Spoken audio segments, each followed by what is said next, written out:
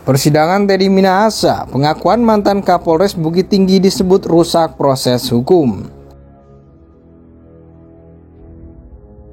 Anda mengatakan ke majelis Anda 4 hari dengan Dodi.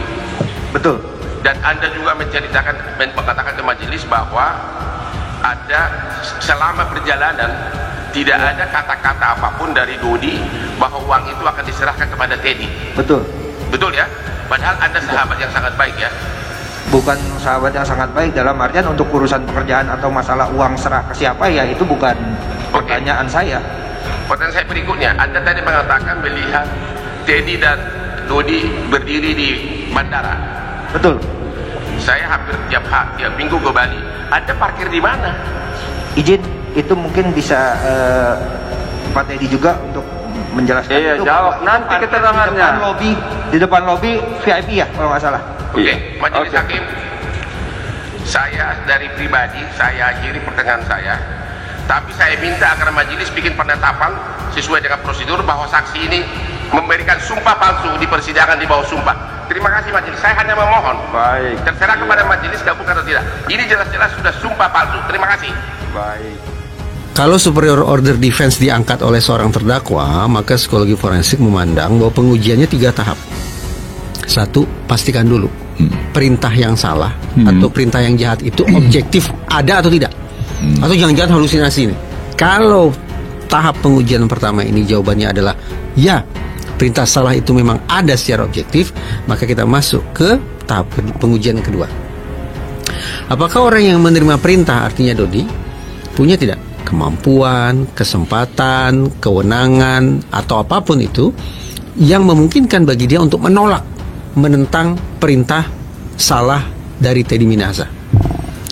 Kalau jawabannya ternyata tidak, artinya Dodi tidak punya kesempatan, tidak punya kemampuan dan seterusnya, maka masuk kita ke tahap terakhir, yaitu apa resiko yang akan ditanggung oleh Dodi kalau dia menolak perintah salah dari Teddy Minahasa itu. Nah, itu teorinya. Memeriksa terdakwa tanpa didahului surat panggilan dengan memanfaatkan kondisi terdakwa yang sedang menjalani masa pansus atau penempatan khusus oleh Div Propam Polri. Perlu diketahui bahwa terdakwa baru berstatus sebagai tahanan penyidik pada tanggal 24 Oktober 2022. Artinya sebelum tanggal 24 Oktober 2022, seharusnya penyidik mengirimkan surat panggilan terlebih dahulu kepada terdakwa apabila akan dilakukan pemeriksaan.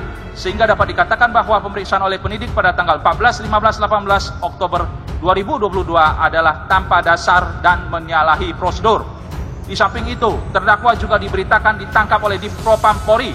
Padahal fakta yang sebenarnya adalah terdakwa dengan inisiatifnya sendirilah yang datang ke Mabes Polri untuk menghadapi pemeriksaan Div Propam Polri.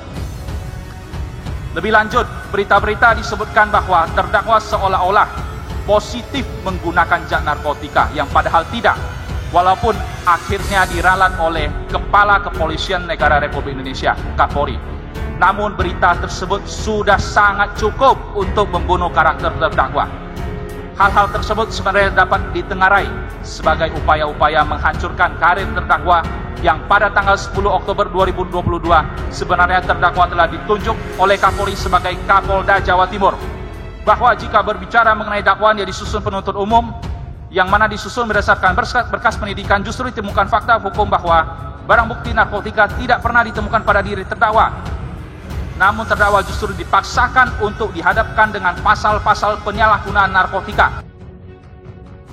Pakar psikologi forensik Reza Indragiri menilai pengakuan mantan Kapolres Bukit Tinggi Dodi Prawinegara dalam kasus peredaran sabu yang melibatkan Teddy Minahasa dapat merusak proses hukum.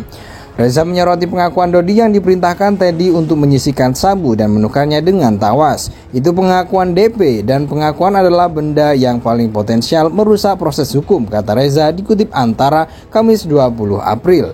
Reza menilai justru ada fakta yang belum sempat terungkap dalam persidangan, yakni hilangnya sabu seberat 5 kg saat dilaporkan Dodi ke Teddy. Dalam siaran persnya, Reza menjelaskan awalnya jajaran Polres Bukit Tinggi mengungkapkan 4,5 kg sabu dari beberapa tempat lokasi penangkapan.